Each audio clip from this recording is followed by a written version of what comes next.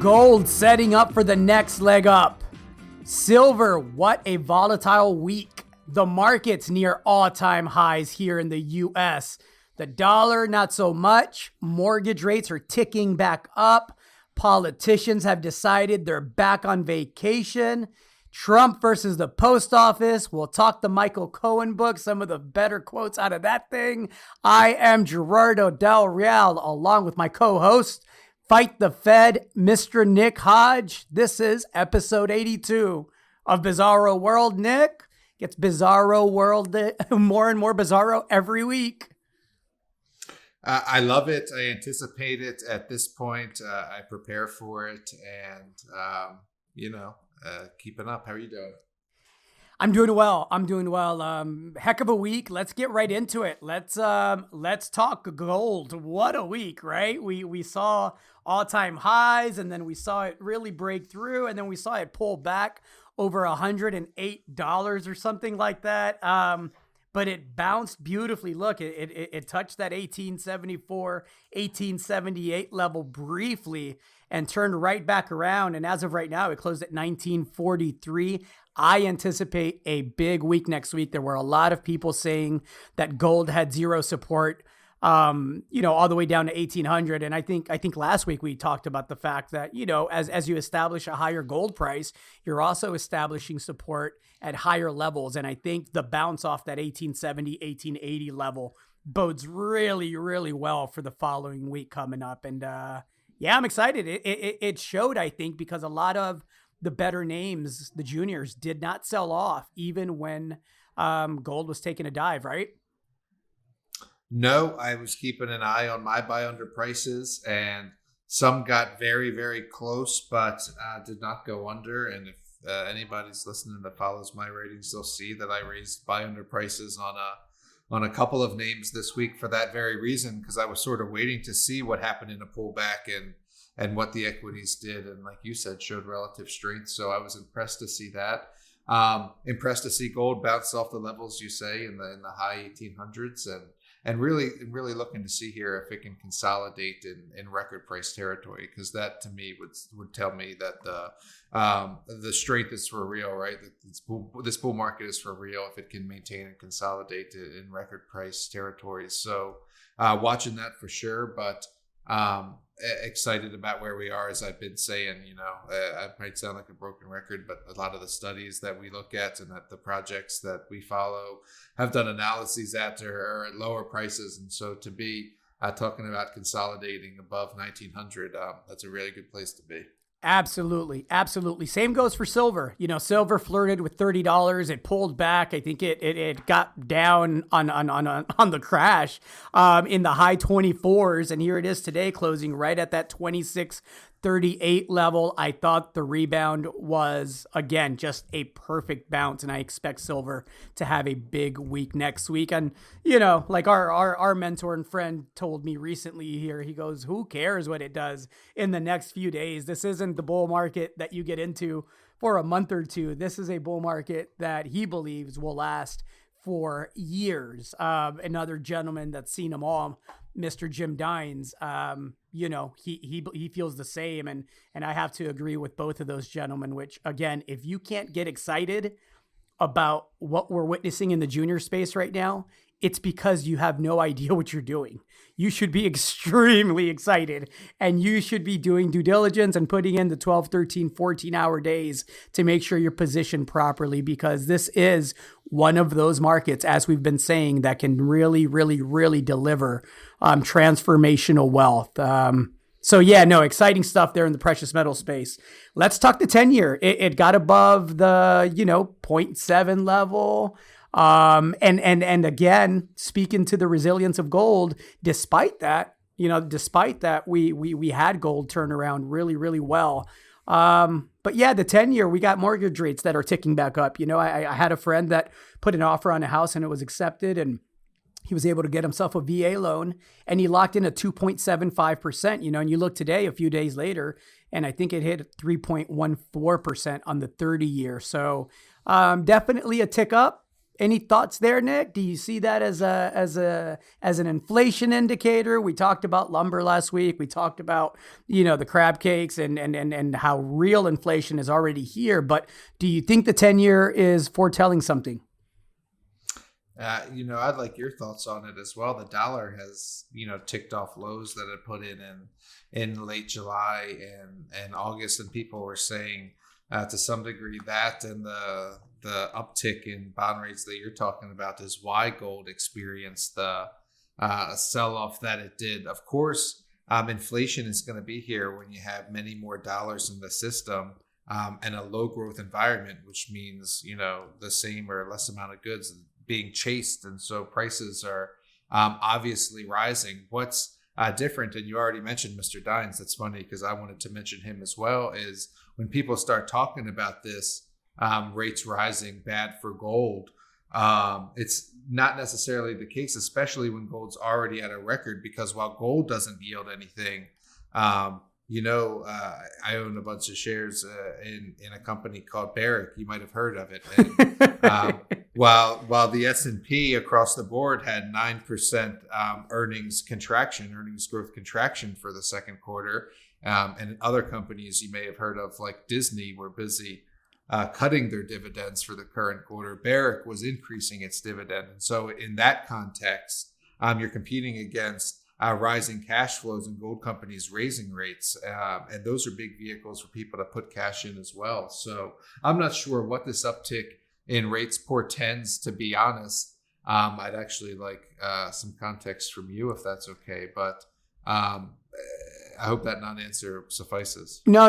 It's fair, right? We don't script the podcast. We just kind of put some things on a sheet, and then we just end up talking about whatever the hell we feel like talking about anyway. So it's funny, speaking of which, I was on Twitter the other day, and somebody commented, it'd be nice for the CEO, I think it was Jordan Trimble, and RS Digest to start doing non-scripted interviews. And the funny thing is, I responded, I said, I've probably done almost 1,000 interviews. I've never scripted an interview, right? It's all bullet points and conversation.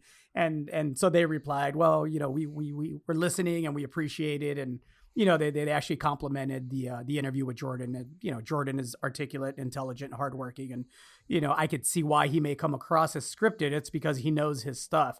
Anyhow, all that to say, look, I talked last week about what I saw for the dollar, and I wrote it in my last issue of Junior Mining Monthly. I think this weakness is temporary. I can see it lasting for another quarter and a half, but the market's discounting a lot, Nick. The market, here we are, the major U.S. indices are near record highs again, right? Europe is eerily calm considering the flare-ups in several parts of Europe right now, the COVID flare-ups, considering the lack of productivity, considering the state of the bigger banks in the system, the linchpins of the banking system in Europe. No, I don't think any of that is taken into account right now. I think that there was a stimulus package rolled out by the ECB that is working right now, working through the system. I think you have a central bank here in the US that's obviously active in everything.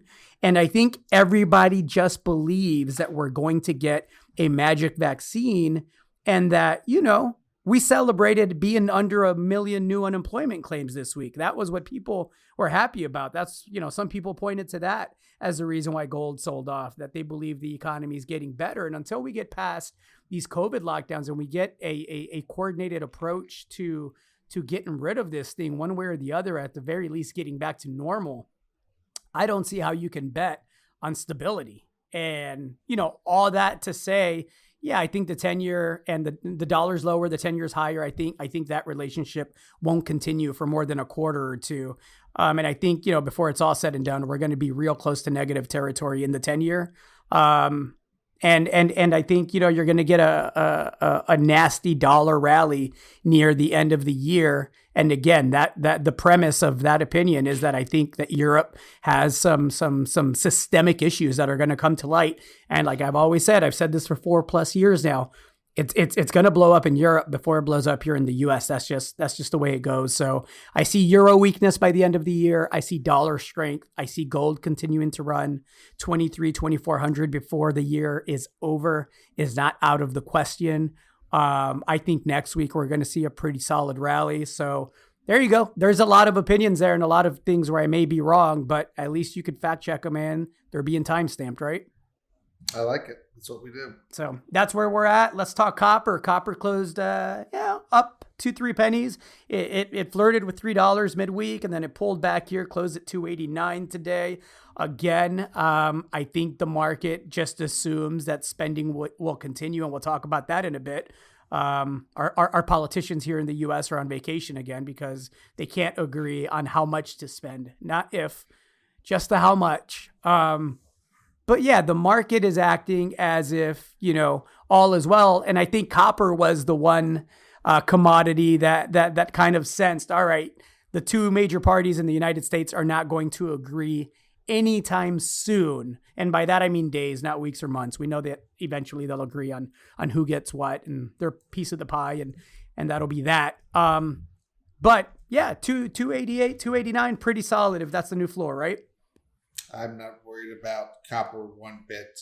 The equities, at least as I see it, are pretty strong. I like Ivanhoe, and that stock's been doing really well. And you and I have talked a lot about how these aren't stimulus bills. You call them relief bills, right, Gerardo? And so you're still going to see the stimulus, and that's going to be a big infrastructure package in the coming years, no matter who wins the election. And so not worried about copper in the long term at all, and really not even in the short term either. Agreed. Can we talk about these just, which should be criminal politicians? We've talked about the failure of all the major institutions, not just here in the US, but around the world, right? And some are better than others. This class of politicians, for the most part, on both sides, is just absolutely nasty. They're back on vacation. They just got back a few weeks ago, and they can't agree on how much to spend and who's going to get what. So both sides are throwing a fit, and Senator McConnell's decided to go away until somebody budges. I'd love to hear your thoughts. Well done. I'd love to hear your thoughts. We know they'll come together. We know they'll figure out how much to spend. The president is doing what he does. He's rage tweeting away about, how he's ready to send $3,500 to every American family, and how, he's ready to provide relief to all of the states. And, our politicians can't even agree on that anymore. And I'll tell you the one thing that gives me hope, and then I'll get your take on it, Nick. The Schumers, the Pelosi's, the McConnells, the Trumps, the Bidens. This is their last go round. I mean, they probably got one term, if that, right? And so that gives me hope. I hope, and I'm optimistic, that we get a better class of Republicans and a better class of Democrats moving forward. And I hope the young people keep their fire to their feet, right? I hope that they don't let up, because God, this has to be a bottom in the political class. Well, it definitely is. It's the pinnacle of a turning, which we won't talk about because we do all the time.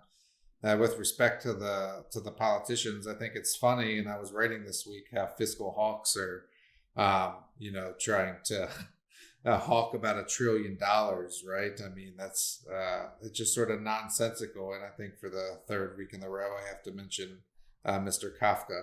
And so when you're like quibbling about $1 trillion versus $3 trillion, I think the writing is on the wall for sort of where we are in the economy and how much stimulation is needed. And I guess I'll just go on a bit of a tangent because you mentioned a couple of things there. Sometimes before I walk out of the house while I'm brewing the pot of coffee, I turn on Bloomberg to see what they're spinning up for the morning. And more than once in the past couple of weeks, I've just heard bankers or analysts, or however you want to call them, whatever the guests are that they have on, talk openly about how the stimulus is necessary. Like, what do we need to maintain record highs? What do we need for equities to keep going up? And the answer is always like fiscal intervention and stimulus. And it's like, so it's like, it's open that none of it is about fundamentals, right? And so that much is clear. And then you talk about the stimulus side. As far as everyday Americans, clearly the politicians don't work for them. And I'm not sure Trump really wants to work for them either, but whatever his intentions are, I think he's coming at it through the lens of re-election, right? Which is why he's talking about stocks at all-time highs and why he's manipulating jobs numbers. I'm sure you saw Pence this week try to frame coming off the bottom of the worst job loss ever as job creation, right? Talking about how this was like the best couple of month period of job creation. Or as he likes to call it, converting the numbers. Yeah, it's crazy, right? And so it was just a weird week in general. And I told you, I really only had one eye in the news, but we're not even sure if what Trump was doing over the weekend and into this week was, constitutionally legal. Some of the stuff we're not sure he can do by executive order, right? Not just one thing. We're going to talk about the post office and the mail-in ballots. We're not just talking, is this maybe unconstitutional, this one thing. There's several things just this week that merit further due diligence as far as constitutionality. Sorry to cut in. No, that's it. I wasn't really making a point. And last thing is, and it sort of shows you how trivial they view it when you got like Ed Markey and Ted Cruz like Twitter battling each other. I don't know if you saw that, where Ed Markey was saying, give every family so many dollars every month until the pandemic's over. And Ted Cruz was like, why not $1 million, Ed? And Ed was like, this isn't a joke, Ted. I mean, they're just like tweeting at each other, right? Oh God, where to start? Let's get to. I mean, those are senators, right? Those are U.S. senators. Again, I wish I could create an ETF that was 3 times levered to, calling the bottom as of this group of politicians as a political class, because we, as well as we're doing in the junior mining space, Nick. Oh God, that would be the trade of the decade, right? Yeah, let's get to Trump openly saying he wants to defund the post office in an effort to make mail-in ballots not accessible to the American citizens so that we are not able to as effectively and efficiently exercise our right to vote. Again, if President Obama had done this during the Tea Party years, heads would have exploded. Rush Limbaugh and Alex Jones would have ate each other's ass. And here we are, barely a peep. It's covered by a couple of the major media giants, but it hasn't really gained any traction that I can see with the American public. We will, there's been, I don't know how many shootings and all sorts of horrific, idiotic stuff related to having to wear a mask and, it's my constitutional right to be free. But yet when we get attacks on our democracy that are real, that are structural attacks, they're tearing mailboxes out and ruining machines so that, there's not enough infrastructure in place for the election that's coming up in the midst of a pandemic. The Postal Service has warned that 46 states their voters could be disenfranchised by delayed mail-in ballots. And again, barely a mention. And like everything else, this has become politicized. If you're for mail-in ballots, which by the way, President Trump has requested for this election, because, it's always what's good for them, not about what's good for you, right? Mm-hmm. But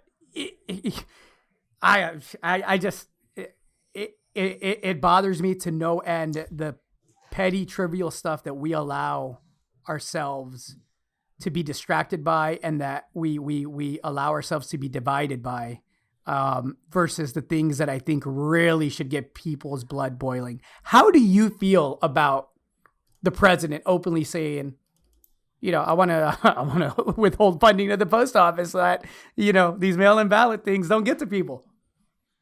Well, it's like you say, it's a threat to democracy that's real and far more real than having to wear a mask over your face. And so, gosh, it's a lot to talk about here. Mm-hmm. But and I have an evolving relationship with the post office. But so let's break this thing in two. Let's break it in two. Yep. One, Yep. You clearly have gerrymandering or trying to manipulate the election, which is a threat to democracy. Yep. And that is bad, and that should be addressed, and people should be up in arms, and lawyers should be getting on the phone for other parties, etc. And the same with Kanye West, who you didn't mention, who is pretty much openly saying he's colluded. You mentioned it actually last week on the podcast, but now he's like confirmed to reporters that no collusion. No collusion.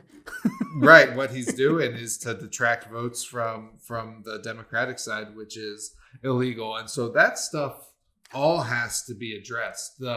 Whether or not the post office has merit as a government entity, I think is a different discussion. Absolutely. And one that I've evolved on, and one that we can have.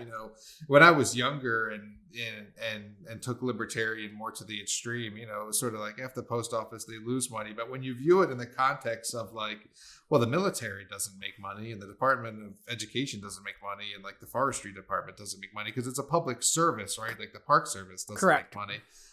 Just like the Post Service is a public utility and a good one.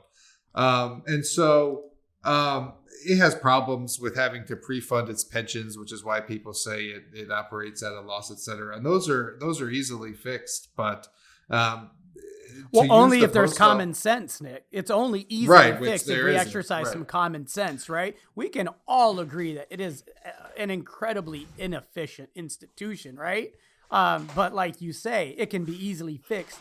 I just don't think that this is during a pandemic in an election year for the presidency of the country is not the time to start tinkering with it. When you need it to execute the election, absolutely not. Yeah, for sure.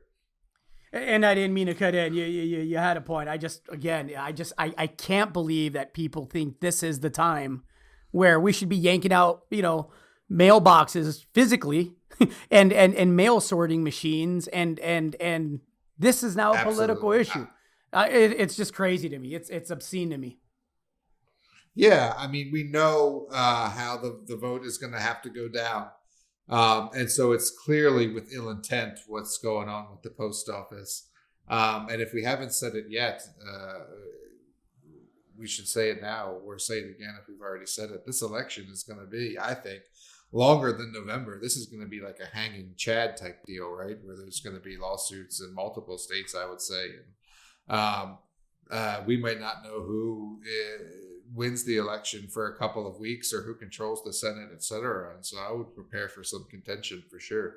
Agreed. Were you inspired by Joe Biden's tapping on the shoulder of Kamala Harris? I've seen some funny memes about why Joe Biden picked Kamala. One was, she must have smelled the best. Have you seen the one where it's like a minute of, her tearing into him about, his questionable track record with, crime bills, being the author of crime bills that disproportionately affect communities of color, and her trashing him on, some statements he made about, certain senators having affiliations with the KKK, and how, it was important to work with these groups. And, and then at the very end of it, they cut to Joe Biden and he says, "You're not black." Have you seen that one? I have seen it. Absolute Twitter gold, right? It's as you know, I don't do social media outside of the business one. And yeah, that one made me glad I had it. So speaking seriously, again, I think this is a bottom in our political class, but what do you think about the ticket? I want to go back 2 questions ago about the political low in the candidates that we have that are quote unquote leading us. One thing I've been thinking about is if Biden wins, he's going to run for re-election in 2024, and then what? You got to choose from Biden again, and so I'm really interested to see how that plays out, because I really would like a fresh sweep in 2024 with a brand new class of candidates and not have to deal with another Biden run. I mean, he picked the cop. I don't know if he can read the room or what, but worse than a cop, he picked a very aggressive, district attorney, if we want to make that analogy, right? Right, exactly. And so, I mean, she was leading the betting polls. She was the front runner to be the VP pick. He had said he was going to pick a woman of color, and so he didn't have that many women to choose from, and that's a whole other debate or conversation about women of color and leading the country. But anyway, I don't like Kamala, man. I didn't like her when she was running for the nomination. I didn't like her track record on the criminal justice stuff. I think she's old hat. I think it's time for new blood. I'm not sure he did himself any favors. I'll say that. And I think that November is going to be very interesting, because the polls are sitting right now where the polls were sitting in 2016 in favor of Hillary. And we obviously know how that turned out a couple of months later. And so he slipped in the election betting over the past week. And I'm not sure, man. I'm not sure. I think that not being able to be on the campaign trail hasn't done him any favors. I think that Trump has a pretty loud bully pulpit, and I don't know. Have I answered your question? I didn't think it was a good pick, if that's what you're asking. Yeah, I agree. I think, look, I think what he picked was exactly what we have on the other side, right? I sat here last week and I said, look, the one thing I can count on, whether Biden wins or President Trump wins, is a favorable corporate environment for myself, right? I'm an employer. I'm an employee of myself, as are you. We work for ourselves, and we have different businesses and corporations that employ us. And so I said last week, the one thing I can count on is I know that I'm going to get treated well, because big business and business in this country, if you're a corporation, will always get the biggest breaks. We'll always get preferential treatment, right? Because of the lobbyists involved. And sure enough, what was the carrot this week from President Trump? Maybe I'll defer the collection of payroll taxes for individuals making up to $104,000. Obviously, we make more than that, but on the employer side of it, if some of that is deferred, then that's capital that we could use for other things in the meantime. And so, again, I think Biden's pick of Kamala Harris is it's just a status quo safe pick that will allow him to raise money from the people on the left that want to check the boxes. And we should have a conversation about how the box should always be merit-based, whether it's man, woman, 36-year-old or 76-year-old person of color or not. It should be the best ideas and the people in the best shape to lead the country. And I don't think on either side, for either party, the Trumps and the Pences and the Harrises and the Bidens are the best of the best, the creme de la creme that we have, even in this political class, right? Prison stocks went up today. Exactly. And that's my point, right? And I think people have to be careful. The woke, the woke people that like to be woke for woke's sake and really don't know what the hell they're doing. We should be very careful about what we wish for and not ever make it to where we get into this false reality that just being able to check the box. We joke all the time when we're amongst newsletter writers and ourselves that I'm the token Mexican, right? And that I fulfill the diversity box that you can check, right? Because there's not a lot of people of color or people of my ancestry, my ethnicity, in our space. We need younger people. We need people from all different backgrounds. But again, we shouldn't just be applauding a vice presidential nomination because she's a woman or because she's a black woman. We should be looking at the track record, and we should be looking at the policy, and we should be looking at what it looks like moving forward. And again, it's hard for me to take her as serious as I'd like to because of her record and because she hasn't addressed it. None of us are perfect. All of us could look back at things and say, man, would have done that one different. Man, have I grown? Man, I was an idiot then. It worries me that she hasn't addressed, even during the debates. She didn't ever apologize for being as aggressive a prosecutor in communities of color specifically, as she was. She sidestepped it. She's never addressed, some of the inconsistencies when it comes to the legalization of marijuana and how that contrasts with her record as a prosecutor. Some truly, truly, abuses of power in my mind, anyhow, with the amount of jail time that some of these people got for things as simple as possession of marijuana. And I'm not talking about the kingpin stuff. I'm talking about an ounce here, an eighth there.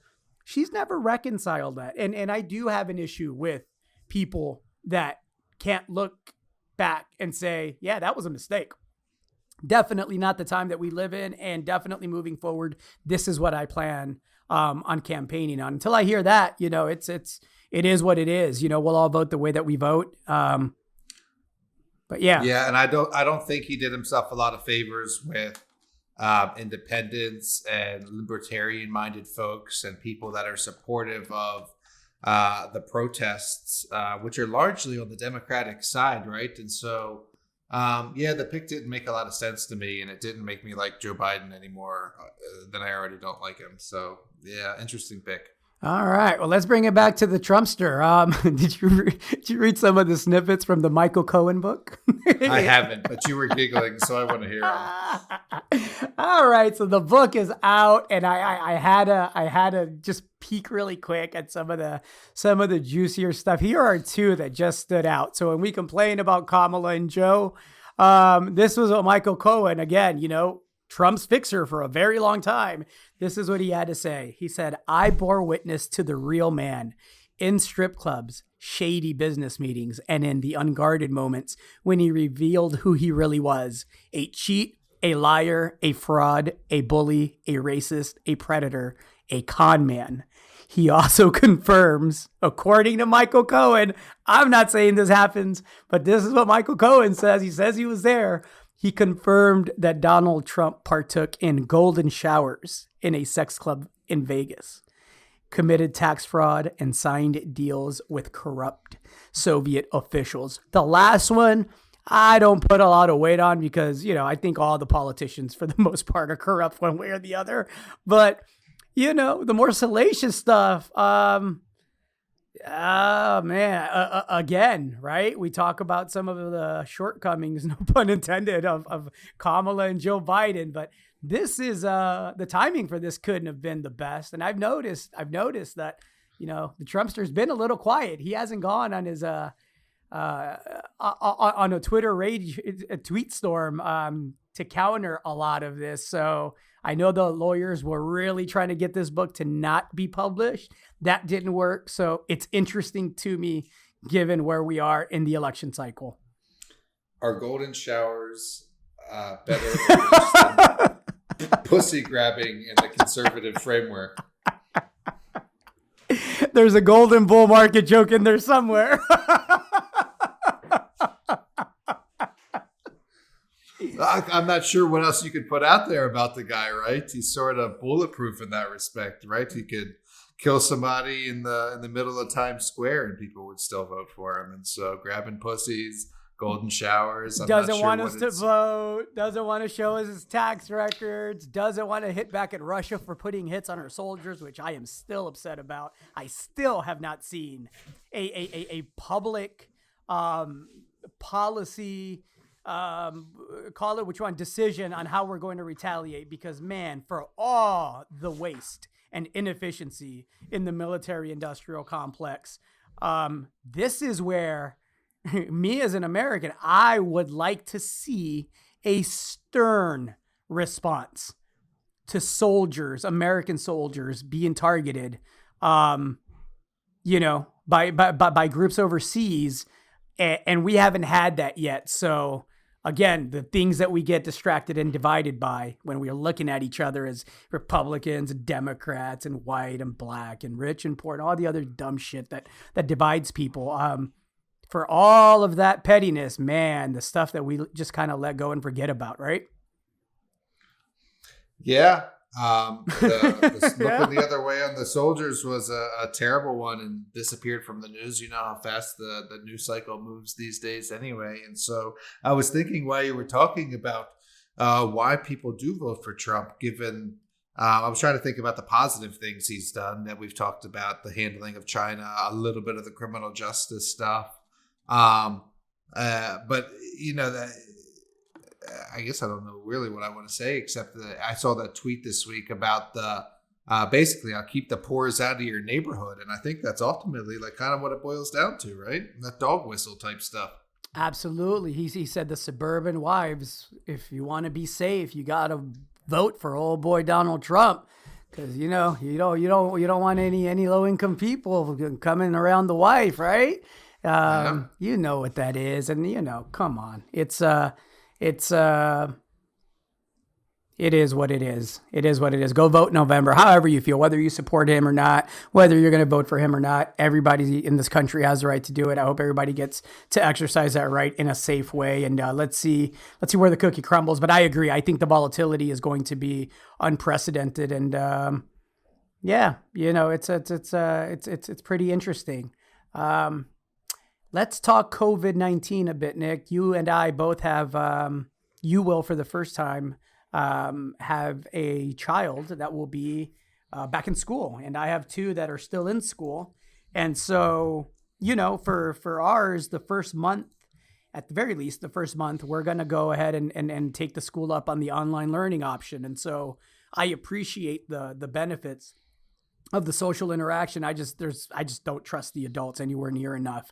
And it didn't help that, we found out, my wife and I's parents, that Texas isn't tracking COVID-19 cases at school. So school starting up, we're tracking COVID-19 cases here in Texas in prisons, nursing homes, childcare centers, bars, strip clubs, you name it, right? We got good numbers and a good handle.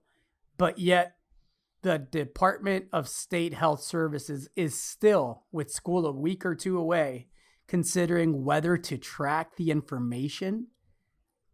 Why would I, as a parent, trust the same agency that doesn't even know if it wants to tell me how it's going? And we have an interesting dichotomy here in Texas, Nick. I'll tell you.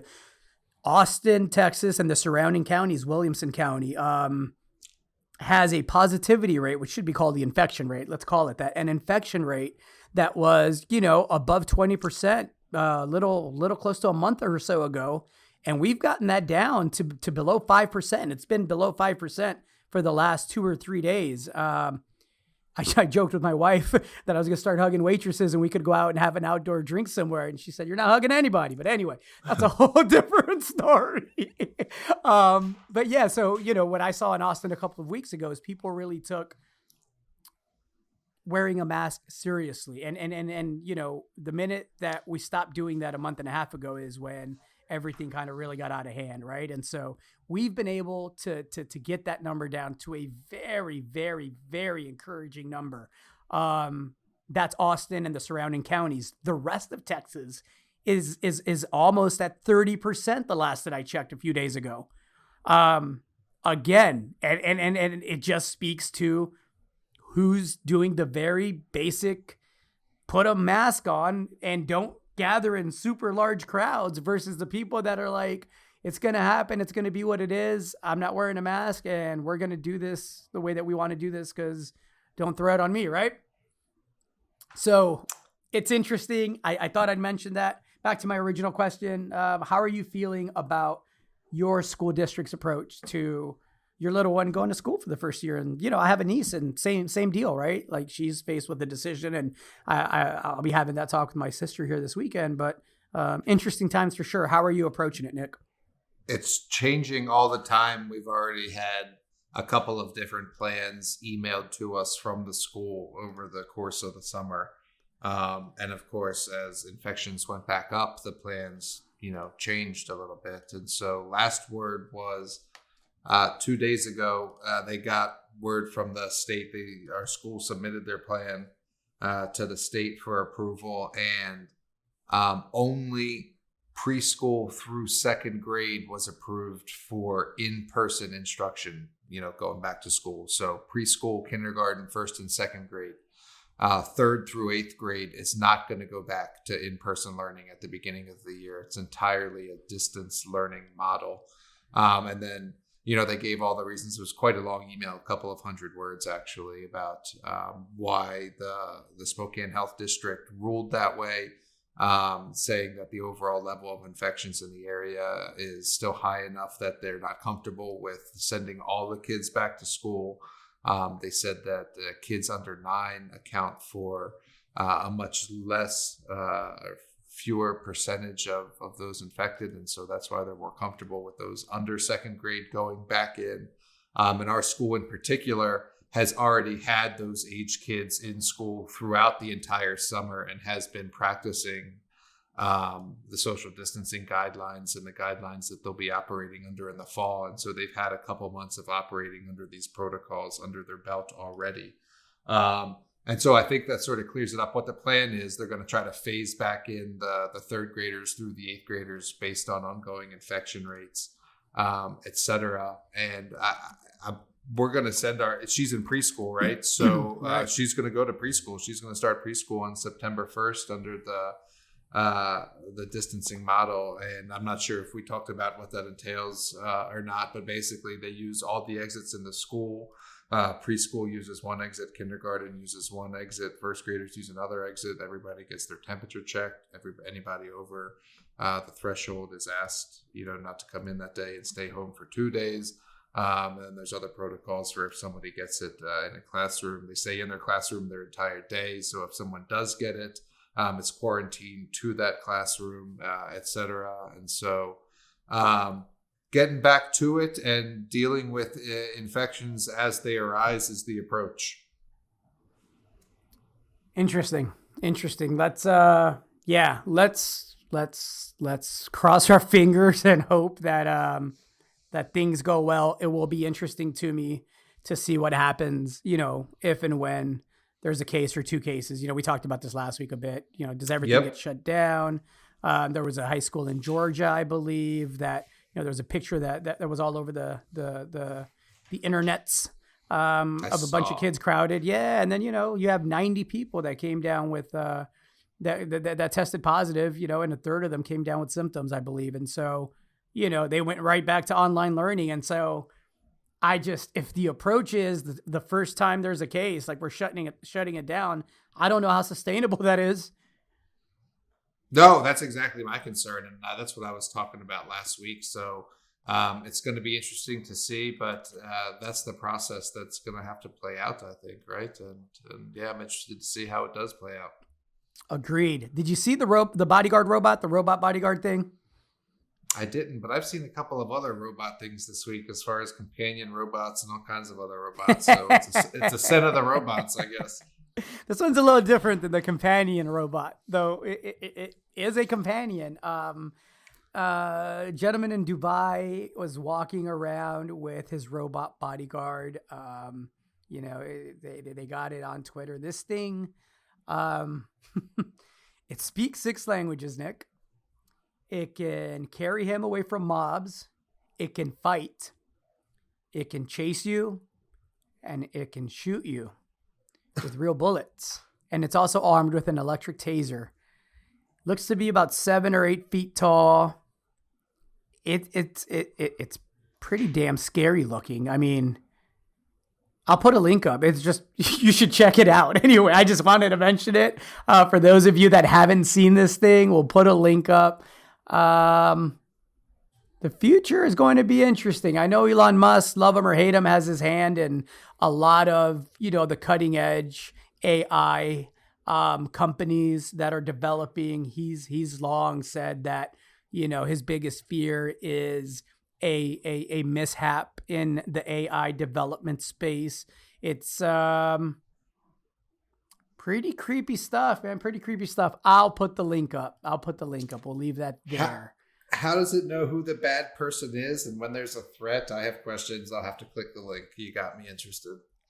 We'll put the link up and hopefully it'll be able to answer some of those questions. A question that will be answered here in Austin, Texas. I like to personalize, some of the bigger trending topics that are going on because I think it helps provide perspective. But here, we've talked about defund the police and, how that's really a misquoted phrase. I think it should be, refund the police and retrain and pay them better. But let's also make sure that the caliber of officers on the street is held to a higher standard. And we've talked about all of that in the past, so I won't recite that. But here in Austin, the city council is on it and they're not tiptoeing into it. They have just cut $150 million from the Austin Police Department's budget. That's 34% of the department's $434 million total budget. Now, while that is, it is a cut, a fifth of the extra money, or 21 million of it, will go towards things like violence prevention and permanent housing services. And look, we've had the conversation. There's a lot of situations and instances where we shouldn't have officers responding to certain things, right?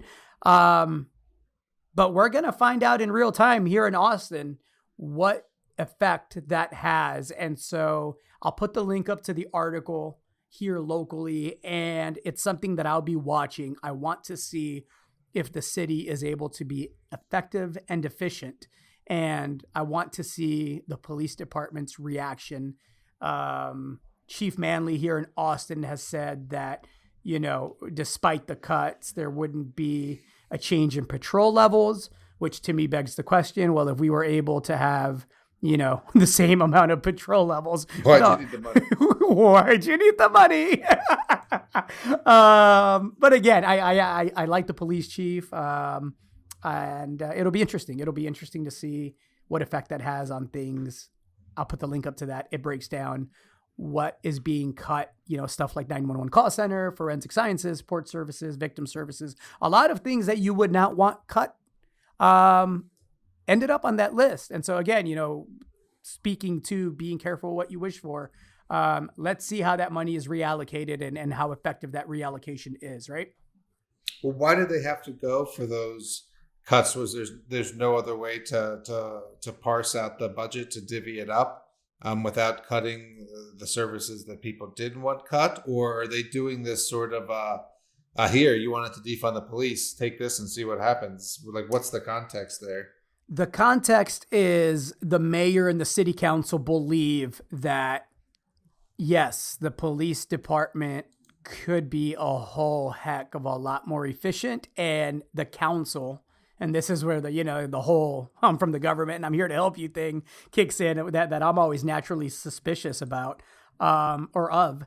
The city council believes that they can do a more effective job getting better results in some of those areas where, traditionally the police are responding, and maybe it shouldn't be the police. Should the police be spending, valuable man and woman hours out there, addressing the homeless issue when, that really is most of the times a homeless / mental health issue? Shouldn't we have mental health professionals that are trained and, armed and everything else, taking care of that part of it? So, our officers could be out there getting the rapists and, the sexual assaulters and these fucking people that should all, be getting the bulk of the attention, right, from officers. Yep. So that, see how it works out. Yeah, me as well. I'll keep you posted on that. Okay. All right, Nick, we're at almost an hour already. Holy smokes. Goes fast. Yeah, it goes quick. What does a debt jubilee look like? Oh, I didn't know we really were going to talk about it. I don't know. It's sort of an esoteric question. What does it? You're an esoteric guy, Nick.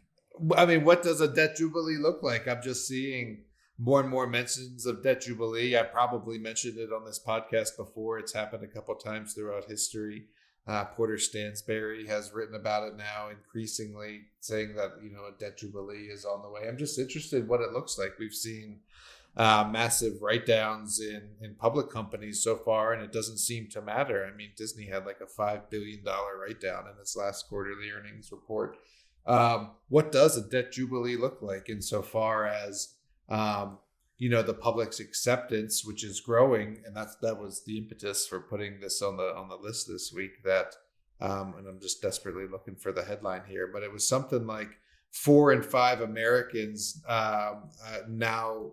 Here it comes. 4 in 5 voters support deferral of student loans. So, 80% of voters support deferring student loans amid the pandemic. And then if you read the whole article, it goes into how a majority, not 80%, but over 50% support, entirely forgiving loans. And I don't know. What does a debt jubilee look like is a question. Maybe it's a question to leave you with to think about over the week, but it speaks to where we are and sort of where we are with the rates, and sort of helps put into context, why rates can't rise because these debts are so big that they can't be serviced, how it's weighing down governments, in this case with the student loans, how it's weighing down the next generation of spenders that the economy needs, and how that's going to provide the volatility and the fuel for sustained higher gold prices, really. And so just something I wanted to put in everyone's ear. Can we call it an orgy of debt, or a debt orgy, or do we have to call it a debt jubilee? We can call it a golden shower of write-downs. A golden shower of debt? Yep. Here's some breaking news. Just publicly disclosed, or if it had been disclosed, I had not noticed. But Mr. Buffett, a longtime critic of gold and silver, despite his attempts in the late 80s to corner the silver market, Googled it. It happened. It's a real thing.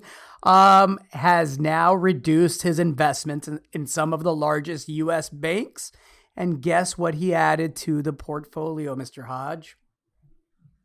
I don't know. Gold. You beat him to the punch. He added 20.9 million shares of Barrick Gold. There you go. It's good to be ahead of the herd, huh, Nick? It's good to be. And I'll toot my horn once more.